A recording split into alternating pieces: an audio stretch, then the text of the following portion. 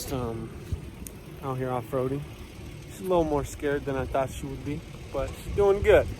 It is kind of scary though. It's a tiny trail with a big truck. I only feel scared when you started saying like, "Oh my God, look at this." Yeah. And so you got me scared, and my armpits are getting wet, and that's the when I was like, "Oh my." That you're always gonna lose and never gonna win. Gotta keep that vision in your mind's eye. When you're standing on top of a mountain high.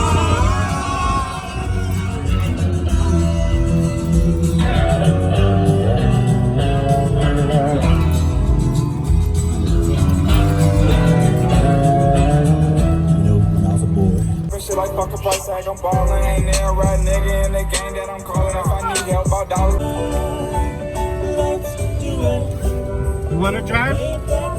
No, because it's in the edge. You want me to drive, huh? You very smart. I'm not scared.